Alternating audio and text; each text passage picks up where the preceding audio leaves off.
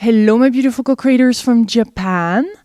I'm going to say this is the Juicy Living Tour. You know, this is the Oishi tour because Oishi means delicious. I love that Japanese word. Oishi. Life is Oishi. I'm so excited to meet you. You're from Uganda. Yes, You're Uganda. peace activist and you were here. You're also part of the Youth SOPP group and you're absolutely amazing. I get the chance to do some exercise with you and I'm thrilled to be sharing your story here with the world because it's quite an unusual one. I would love to speak of the work you do with refugees in Uganda and also the time that you got to spend with a monk for 9 months, quite an unusual story and what you got there. So tell us, you know, what is this the whole peace activism about for you? Yeah, actually I was born in Democratic Republic of Congo by Ugandan parents. And after some time, my dad passed away. Then I moved to Uganda. In Uganda, then in 2002, my parents were drawn from Congo to Uganda. They came as refugees. So I got time to go see them when they were. When I reached there, life wasn't good for them. And they were living with different people who had problems. People were killing each other. And enmity was so tensive, and guys had lost their hopes, and life was miserable there. Is that what it means for all refugees? Just is that really what happens for all refugees? They're put in a camp, and then this is the kind of life that that people go through. Because for us, like in Europe or in the USA, we're not familiar with what refugees live. You know, so it's very important, I think, to share that story. Yeah, actually, life in a refugee is not good. As in a camp, it's not good because like people have lost hope. So like they don't have future. They feel like their life ends there. They don't have where to go. They don't have homes. Some of them, their parents have died. Some kids run away without their parents. So like life, they don't have where to go. So they feel they are devastated and they don't have what to do. So in a time, if they don't get somebody to help them, they end up like doing drugs, you know, other people stealing, and because they don't like have hope, they don't have parental guidance. Everybody has lost hope. And there's clans that form in the refugee camps as well, or does it build like kind of like a life within, like a village, and people start coming together? And there's the bad boys and the good boys. Yeah, actually, some people like if you have come from the same area, like you might having like groups back home, and you come in a camp. When you meet, they again continue their groups. But like most of the groups which are there, like the region, if they're like in the same church and they meet in the same camp, they again, that would be better. They help each other. But the worst thing of it is that sometimes they divide you. When they come, like they come to Uganda from Congo, most of the people, they just read random names. So you find like maybe your sister, if you're not married, like your mother is taken to another camp and another one is taken to another place. So you are staying with other people. Maybe after some time when you are used, that's when you can again reunite. Yeah. So your family lives in a refugee camp? Yeah, my family was living in a refugee camp, both my mom and my sister. But after some time, my mom went back. Then my sister is the one still there. Mm-hmm. Yeah. And you, when did this thing started in you to help and to support? And what does that look like? Actually, it was like me, I was in Uganda. I started from Uganda. And when I could go there, everybody could come for help. Can you help? Can you help? And I was a student. I didn't have something to help. But because I knew some few people in Uganda, so what I could do, I could go like to churches and talk to the guys in the church if they have like old clothes, if they have shoes, things they are not using, to organize them in the same place. After some time, then we take them to the camp to help the refugees. So through that, people saw that I'm doing something important for them, and they could come to me for help. So that's how I started getting the love of helping them. Yeah, and what you're seeking is, I feel there's something you're seeking through that, like you're bettering yourself within the process to be able to help them even further with their challenge. Hence, you went to sit with a monk for 9 months and all those different things, right? Actually, what happened is, like when I was working with them and they're asking me for help, everybody wanted me to help, and I didn't have money, I didn't have a job, I didn't have anything. But I really wanted to show them love, and I didn't know how to do it.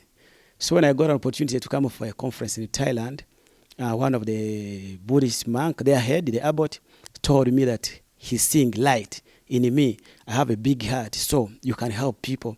And I want to teach you something that you can use simple means to help those guys back at home. So that's when I came back, and I trained as monk for 9 months. And really, I learned a lot, and it was something, a milestone. It changed a lot because what I learned there, I went and started using it in a camp, though some people were like, this is a different thing. How can we do this without food? How can we do this? Because it was like about sharing love, just sharing love, teach them how they can live, have hope, positive living.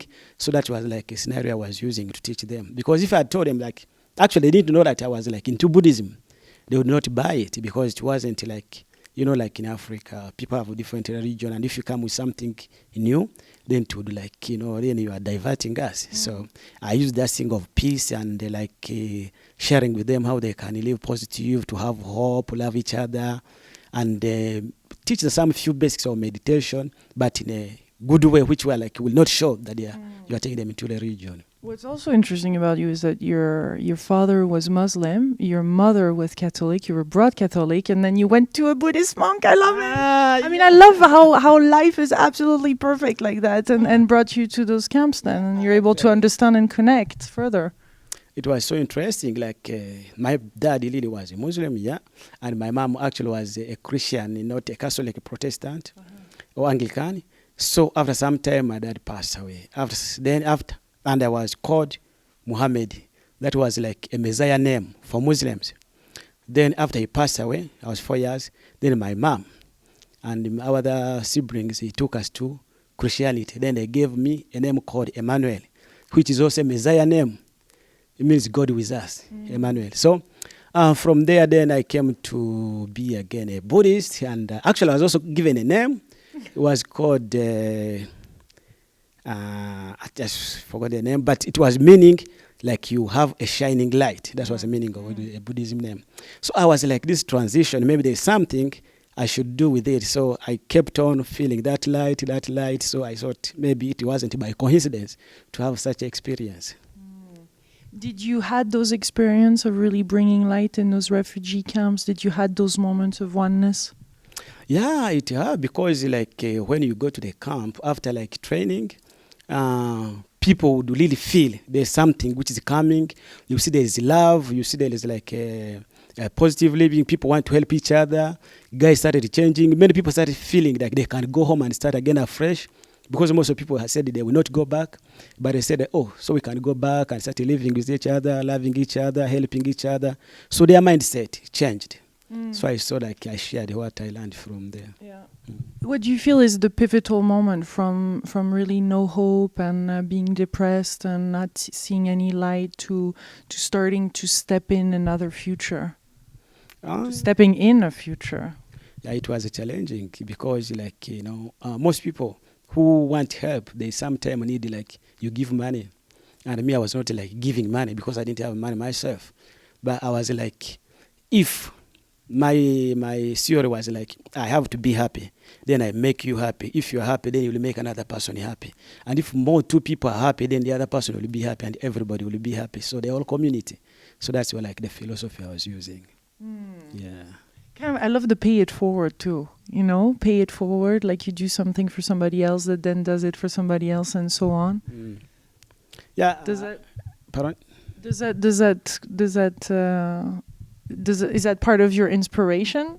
Yeah, actually it is, because normally most people like look at me like maybe there's some people actually, that's why I have another nickname called Papa. Papa means like I'm like the father, like I don't have kids, but they like, oh Papa, because they feel like I have a heart like a parent. I like helping and I feel it within me. Actually, I feel I want to help somebody.